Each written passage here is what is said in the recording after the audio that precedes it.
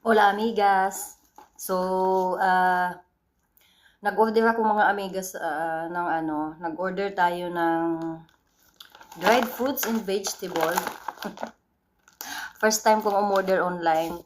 Medyo disappoint nga ako kasi yung order ko may kasamang cosmetics doon sa inorderan ko. Kaso lang, yung bill na dumating sa akin mga besh, alam nyo ba na kasama na yung bill ng cosmetics na inorder ko. Pero ang dumating lang, yung dried fruits.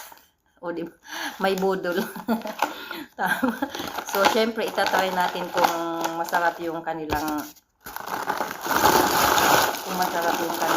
dried fruits and vegetable. Nakita ko lang kasi sa Facebook. Ngayon, sabi ko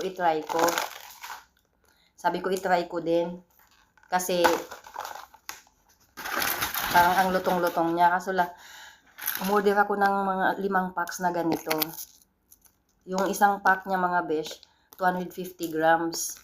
Tapos, 20 dirhams. May kamahalan, Tapos, umorder ako ng may kasamang cosmetics. Yung cosmetics, hindi dumating.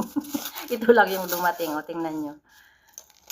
So, ito yung laman ng, ito yung, 200 grams niya. Ito yung laman niya. Pero ang karamihang laman mga besh sa loob ito, kamote siya.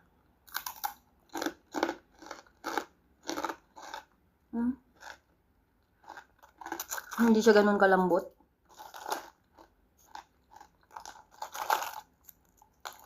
Ito, beetroot. Beetroot mga besh.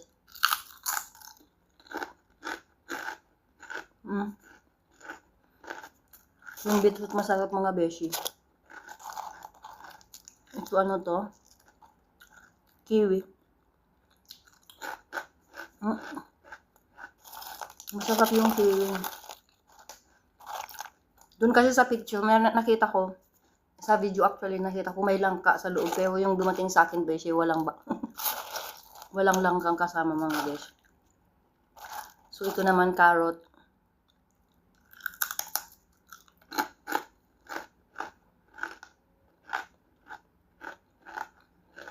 Okay lang din yung carrot niya. In fairness, hindi maalat. Hindi siya maalat mga beshi.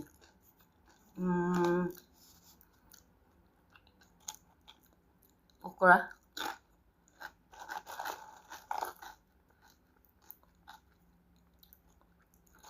Kalabasa mga besh. May kasamang kalabasa. Try natin yung kalabasa.